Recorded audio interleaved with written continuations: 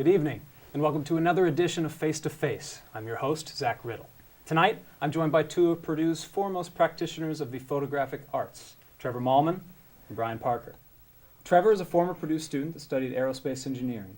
He's also an internationally published and award-winning photographer whose work has been featured on the BBC, the International Space Station, the Weather Channel, and many more. Brian is a senior at Purdue and will graduate this May with a degree in computer graphics technology. He's a photographer and a videographer that specializes in all forms of content creation, and his work has been described by many as eclectic. Thanks for joining me tonight, guys. All right. Thanks for having me. Happy to be here. Guys, we'll start with both of you. I'll throw it to Brian first. When did you first get involved with photography, with videography? When did you get your first camera? Originally, back when I was a kid, me and my best friend, had this weird obsession with Star Wars. And so, I had, one of those little JVC handheld camcorders that, everybody just kind of, gets at one point. And they're like, exactly.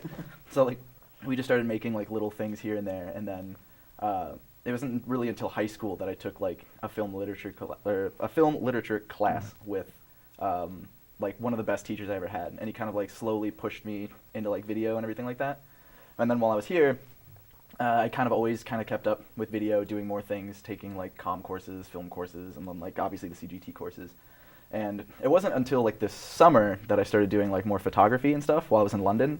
And I was just I had this old T2i that I borrowed from my brother, and I just started taking pictures of stuff, and it slowly kind of developed a little bit better. And I feel the videography kind of carried over to it. And at this point, it's just me messing around with a camera and just hoping for the best. Sure. You, Trevor, when did you first get your hands on a camera? I got my hands on a camera first in October of 2014. Wow.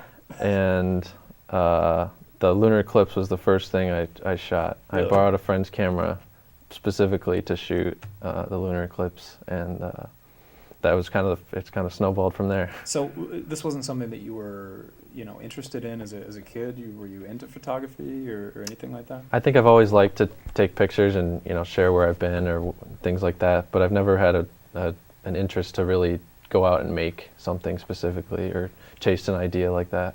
Yeah. And what did you study at Purdue? What was your experience there?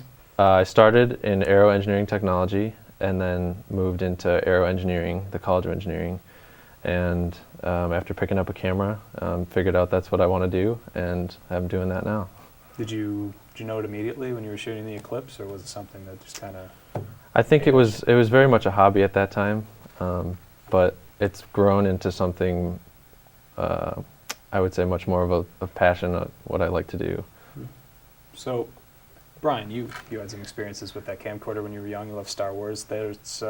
It's a pretty common origin story, I think, for people who are interested in video. It's very generic, very vanilla, if you will. but it's something that's produced, so many great things. Do you remember any projects that you had when you were a kid, videos that you made? My friend Ryan and I, back when we were kids, we made a few small, I wouldn't really call them short films, but they were just short videos that we just shot really quickly and slapped together in iMovie. And I think we still have the DVD of those somewhere in my house, which I think is hilarious. Have you seen it recently? Actually, weirdly enough, over winter break, him and I rewatched both of them, and the whole time we were just oh my god. What was it like?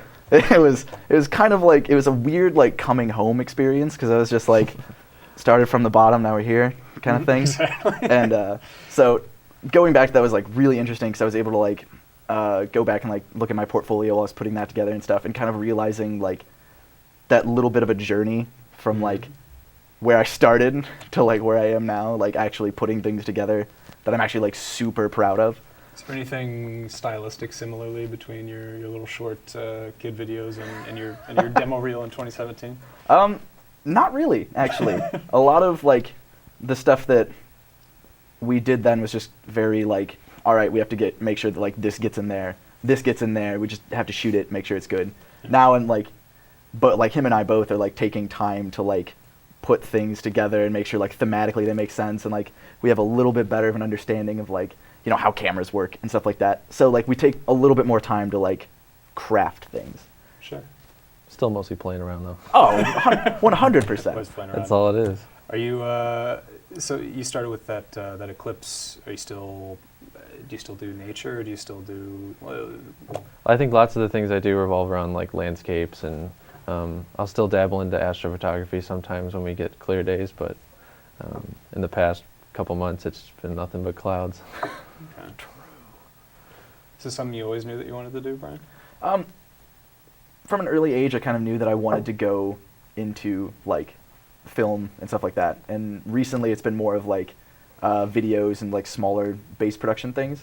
And as photography's like kind of like caught on a little bit more for me, and like making stuff up along with that, it's just kind of become a little bit more of what I do. Yeah. So, hopefully. Well, we'll take a little bit of a look at what you do, both of you, when we return with Trevor and Brian. Stay with us. We are all Boilermakers, but we're also much more. We're history makers, exploring the farthest reaches of our universe, often when strapped to a rocket. We are hope makers, rebuilders of Haitian cityscapes who ensure they'll now withstand any disaster. We are difference makers, developers of drought-resistant crops that just might end world hunger. The fact is, what we make moves the world forward. We are Purdue, makers all. It's one small step for man,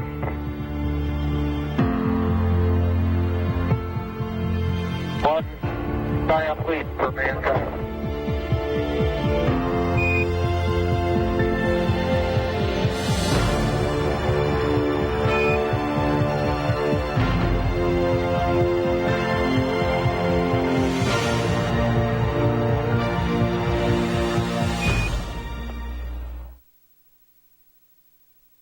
The Black Cultural Center provides purposeful, holistic, scholarly programming designed to strengthen understanding of African American heritage. It enhances the academic and social development of the entire Purdue community. Centrally located between the academic and resident communities, the BCC is home to 6 performing ensembles that provide cultural education through song, dance, poetry, theater, dialogues, and visual media. Our research tours provide students with experiential learning that helps them become better global citizens through domestic and international experience. Mamma Mia is the ultimate feel-good show that has audiences coming back again and again. Mamma Mia features ABBA's greatest hits from Dancing Queen and SOS to Super Trooper and Take a Chance on Me. Don't miss the 10th anniversary tour of the show that has the whole world coming back for more. February 24th at Elliott Hall of Music. Details at convocations.org. Presented by Purdue Convocations. Welcome back. If you're just tuning in, I'm joined tonight by photographer Trevor Malhmann and videographer and occasional photographer Brian Parker. So, guys, we want to take a little bit of a look at your work, some of the stuff that you've been doing recently. So I think we're going to start with Brian. We're going to start with a demo reel that you put together of some of your best work in the last year. So if we can take a look at that, we'll... yeah, no, by all means. We'll see some of it. And just while we're waiting on the clip, what is this that we're about to take a look at? A lot of it is just like kind of an amalgamation of little projects I've done here and there, and like other things that I've like taken a part in. And so it's kind of just the things that I thought brought out a little bit of like what I can do, and showcases a little bit of like things that I have done and would possibly be able to do in the future as well. Sure. Yeah. So what kind of time period does this represent, this demo reel that you have? A lot of it is from like the past probably year and a half. Recently I've started to become like a cinematographer more than like an editor as well. Right. So a lot of like my personal experiences through like editing and even like with photos and stuff like that, I consider myself better at being behind a computer than I do behind a camera sometimes. So a lot of this is like an explanation of what I've shot and also a little bit of what I've edited. Okay. So yeah, we have a clip right now from that demo reel. Let's take a look.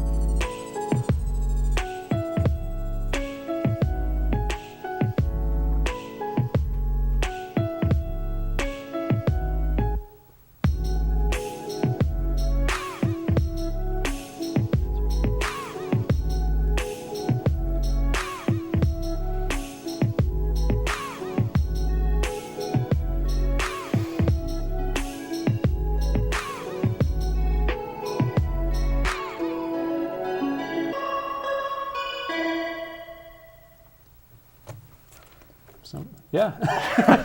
That was weird. It was a little weird, like kind of seeing it on like a little monitor over there. So that was interesting. Well, I'm sure everybody enjoyed it. What of all of those pieces, when you're seeing them on the monitor, what do you think represents your best work? Weirdly enough, a lot of that stuff, like the London video that me and one of my best friends, Trey, made for Grey Lamb probably a month or two ago, that was really kind of the part where I realized, like, this is something that I want to start doing more of, like doing more videography and stuff like that. And a lot of like what I shoot, even video or photography, is a lot more of like just capturing a moment in general. Like I don't like going out and like telling someone like, all right, go over there, now turn your head a little bit, now kneel down, now flip over and stuff like that. Because I feel like it's not like, it's not as human as I want it to be. So like I just like going to a place and just like, all right, go stand out there, and just like seeing what they do and like kind of capturing that. So a lot of like what that video was us just kind of like making stuff up along the way. We were like, all right, let's go here, and just like shot a whole bunch of stuff like them just being them and doing all of that. And then a little bit more recently, the 2 piano shots in there was one of my friends, Eric, just playing the piano up in the ballroom in the Union. And that I feel like is a little bit more of like my style that has kind of come out of this all, as I do a lot more of like a slightly faded look in like the shadows and stuff like that, and just kind of like a little bit more of like less contrast. Yeah. So it's just like a little bit on that end. Exactly. Yeah. So we also have a collection of stills that we'd like to look at. I think we're going to start with some of Brian's work. So yeah, if we can cut to some of those still photography pieces. We'll take a look at those. I think they start, with this one. So where did you shoot this from? I know it's in Paris, but where, really, is it in Paris? Where physically are you standing? So right there, I am on the top of the Eiffel Tower. Okay, beautiful. So I went up there with one of my friends while we were over there, and he didn't want to go all the way to the top with me. So he was like, all right, I'm just going to go down, you go up, do whatever it is that you want to do, but I can't do that. And I was like, all right, that's fine. So I went up there, and I met a lady from Utah, talked to her for like 25 minutes, and I just like looked out, and I was like, yeah, and just started like shooting stuff of like the Arc de Triomphe, some other things that I can't pronounce, and the rest of like just city shots pretty much. Well, it's a great piece. How do you approach the city of Paris, something that's been filmed and painted and photographed by a million people and a million hacks and a million people that are so talented also? How do you approach it uniquely? I think the biggest thing about Paris is that like so many of like their streets and stuff like that are like kind of pinwheels. So they come to a single point and then branch out. And one of the biggest things is using those angles. And so like you can just figure some stuff out based on like what's leading to where and make something up about it. Huh. So when we come back, we'll take a look at some of Trevor's work. Stay tuned. We are all Boilermakers, but we're also much more. We're history makers, exploring the farthest reaches of our universe, often when strapped to a rocket. We are hope makers, rebuilders of Haitian cityscapes who ensure they'll now withstand any disaster. It should be. We are difference makers, developers of drought-resistant crops that just might end world hunger. The fact is, what we make moves the world forward. We are Purdue, makers all. That's one small step for man,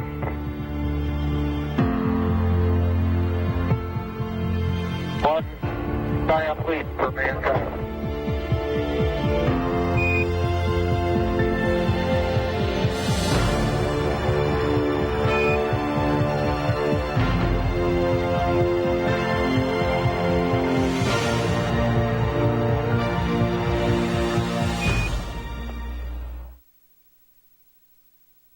The Black Cultural Center provides purposeful, holistic, scholarly programming designed to strengthen understanding of African American heritage.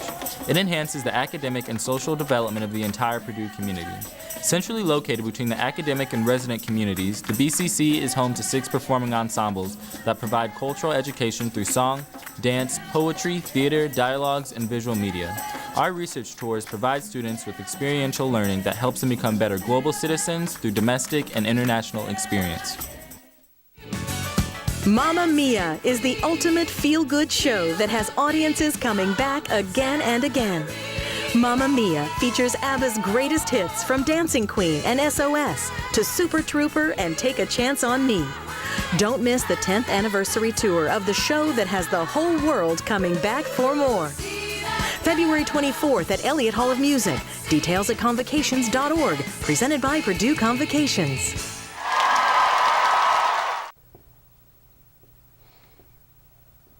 Welcome back to Face to Face.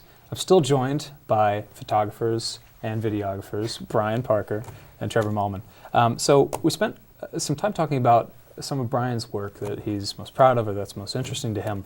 Now let's talk about some of Trevor's work. We have some of his still photography here, some that's really interesting. If we can cut to some of that. So what is kind of your style, if you could put it into a couple words? I would say trying to find the angle that not everyone else is going to get. Okay. A lot of the time there will be one kind of picture from the same location. I think my goal with making pictures is to try and pull out the angle that no one sees, or kind of make something that's mundane or boring or that you see every day look more interesting. So this is what that we have on the screen here is something that you do not see every day. It's a bald eagle with a fish in its talons. Tell us a little bit about this photo.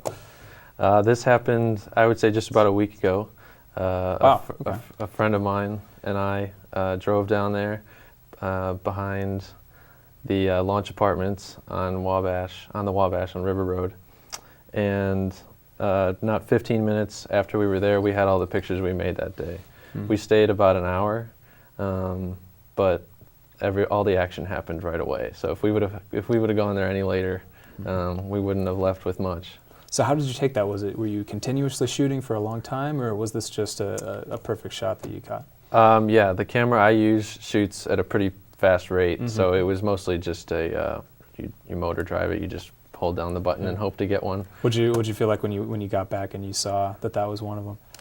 I kind of was surprised. Yeah. Usually, you'll hit the one before the one you wanted, or the one after you that you wanted is in focus, but not the one that you wanted. But that one happened to be right on the money. Yeah, exactly. I mean, well, it's a great photograph, great moment. Thank you. Brian said that part of his, how he sees shooting is capturing a moment. Is that kind of how you see it as well? Yeah, I think that resonates with me as well. Yeah. So how does that translate to some of the stuff that you do that's like very long exposure, where you do like the moon across, the bell tower, or where you have the fountains and those pieces, those kind of Purdue institutions lit up against these gorgeous skies and things like that? How do you do that? Those are much more planned out. I would say like the moon ones, or the landscapes and stuff like that, the long exposures you talked about, are much more planned out, I would say. Those don't really happen with as much randomness, I would say. Okay. I mean, we have some of those right here. We have, like, for example, this pic of the Purdue Engineering Fountain lit up by lightning. This is something that you go there and you light up all night. Are you expecting to get this when you get back? It's usually, that was taken right after I had gotten out of a class, and you get the weather alerts on your phone saying, oh, there's a big storm coming. So I was like, oh, I'll go grab my camera and the umbrella, and I held it over for about an hour and didn't really know what I got, because you're not looking at the screen, you're just kind of standing there with the umbrella getting wet and hoping that it doesn't. That's the strange thing about photographers. They hear the weather report's going to be snow or rain or sleet or lightning, and they get excited. It's strange, but no, I mean, so do you shoot people as well, or is it nature that's the most exciting to you? I think whatever's really candid, like he was talking about, not posing people, telling them to kind of look like this. Even when I shoot people, I think you're trying to just act like you're not there, and then they end up with some photos. Yeah. So where did the fascination that you have with space phenomena and things like that? You have a great photo of a rocket ship. Where is that? The rocket is the first stage of a Falcon 9 coming back to Cape Canaveral. It just had delivered the second stage and a Dragon capsule that would go on to resupply the space station. It had just delivered those to a preliminary orbit, and so the first part turns around and fires its engines in the way it's going and comes back, and that picture is right before it touches down in Cape Canaveral. And Is that when you decided that you were wanting to go into photography as a more full-time thing? That was kind of like the crux of your interest. You were studying aeronautics and space, and then you get that great photo. What was that like? I think that trip definitely renewed an interest in aerospace, but also kind of highlighted a greater interest in maybe what I would like to do is photography. So I think I definitely thought about it first, maybe right around that time. And how was that decision? How did you make that quickly? I had thought about it for, that was this past summer, and I've thought about it for pretty much the 6 months since, and just realized that you kind of have to follow what you love to do, and this is what I love to do. Yeah. Well, I'm sure that's something that Brian would agree with. Yeah. I mean, it's hard to just It's very hard. just jump into it. So as soon as you We'll have get that into one the- moment, you just We'll have to figure get it into the future right after this commercial break, but we will be back to hear more about what the future has in store for Brian and Trevor. Stay with us. We are all Boilermakers, but we're also much more. We're history makers, exploring the farthest reaches of our universe, often when strapped to a rocket. We are hope makers, rebuilders of Haitian cityscapes who ensure they'll now withstand any disaster. We are difference makers, developers of drought-resistant crops that just might end world hunger. The fact is, what we make moves the world forward. We are Purdue, makers all. That's one small step for man,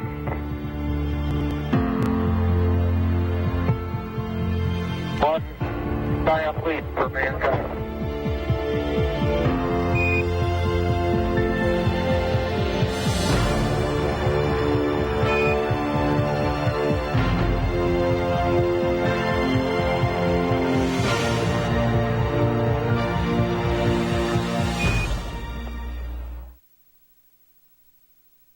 The Black Cultural Center provides purposeful, holistic, scholarly programming designed to strengthen understanding of African American heritage. It enhances the academic and social development of the entire Purdue community. Centrally located between the academic and resident communities, the BCC is home to 6 performing ensembles that provide cultural education through song, dance, poetry, theater, dialogues, and visual media. Our research tours provide students with experiential learning that helps them become better global citizens through domestic and international experience. Mamma Mia is the ultimate feel-good show that has audiences coming back again and again. Mamma Mia features ABBA's greatest hits from Dancing Queen and SOS to Super Trooper and Take a Chance on Me. Don't miss the 10th anniversary tour of the show that has the whole world coming back for more. February 24th at Elliott Hall of Music. Details at convocations.org. Presented by Purdue Convocations.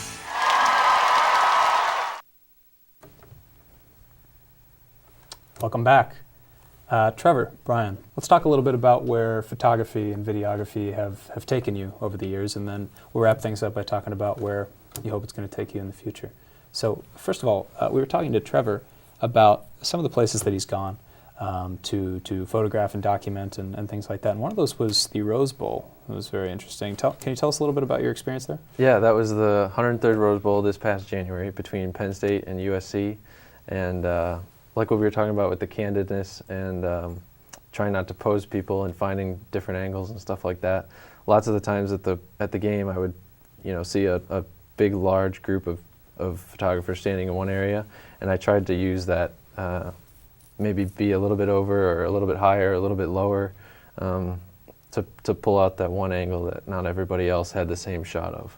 Do you always have kind of something in your head that do you know what the shot looks like? Do you know what the clip looks like when you're going out there to film?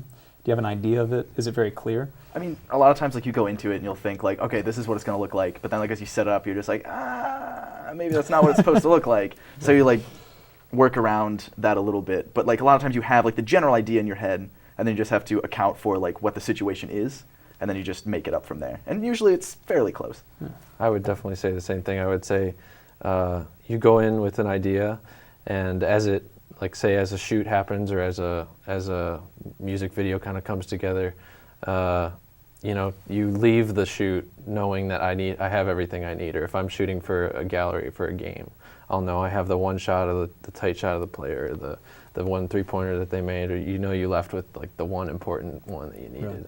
The thing that you really need. Yeah. Yeah. Did you say the same thing? Yeah, definitely. I mean, again, it's just kind of like adapting to what's there and everything like that. Like a lot of times, you'll go into it and you'll know exactly what you want, but what you get may be completely different or at least similar to it, and you can work with it. Yeah, I would say pictures a lot of times you go in with an idea, but what you end up with might be completely different, or you may happen on a completely different idea that you never thought you would have. What was your favorite shoot? Favorite shoot? Oh man. Well, recently was probably one of my favorite ones. A lot of times, like when we have like good days and stuff like that, like me and a few of my friends will just like grab camera gear and just like go somewhere. Mm-hmm. So our whole idea was just like, let's just go find a road out in the middle of nowhere and just see what happens. So we like all huddled in my car. One of my friends who had like just officially repaired his spine, we like put him in the car. I feel really bad about it, but it was great. And we like drove all the way out there, and it was just a random road in the middle of a cornfield in the middle of nowhere. Got out and just like shot a whole bunch of stuff. One of our other friends is slowly getting into like aerial photography and stuff like that. So he was doing a bunch of like drone shots of like us driving and everything. And that was probably like one of the most fun I've had, just like going out and randomly shooting stuff in like a very long time. And you? I would say the Rose Bowl is probably where I realized like that's what I want to do. I kind of left that trip and came home with the notion of, that was a lot of fun and I enjoyed it, not because I tried to, but just because it's something that I was passionate about. Yeah. So everywhere that you guys have been, Paris, the Rose Bowl, the moon, in the case of your ISS photography. What's one piece of advice if people who are interested in getting into photography, if they're maybe on the edge of like being amateur and going into professional as you are, and you're both kind of in that place, is there any one thing that you've learned along the way that would help somebody? I think the biggest thing I've learned is like to just never look at it as like a competition. Because like at the end of the day, like if you're doing stuff like for other people, if it's like a commission thing here and there, it's still like an art form at its core. So like never go into it thinking like, oh, I'm going to do something that's better than what this guy made, or oh, I'm going to go in there and do something better than the previous person did before me. You just got to like go in there and just like get a feel for it and just play with it. I mean, it's a very malleable art form. You just go into it and just kind of have a good idea of what you want to do, but just completely wing it. I mean, don't take it seriously. You got to have fun with it. You can't just think of it all as work. Like I need to go out and like do this to like be better than these people. You just have fun with it. Trevor, wing it, have fun? I would say wing it, have fun with it. I would say, just to add something to that, I would say, you probably encounter people that maybe don't like what you do or don't whatever, but I would say there's some people that may try and, say, this might not be what you're cut out to do, but you just have to follow what you want to do and follow your heart. Yeah. Well, it's been an absolute pleasure. I will take that that to heart every time I go out there with the camera. Oh, thanks, I hope Zach. that you both have had a great time here on Face to Face. That's all the time that we have for today. For up-to-date information about Face to Face, follow us on Twitter, on Facebook, and YouTube at BLSC Face to Face. Have a great night.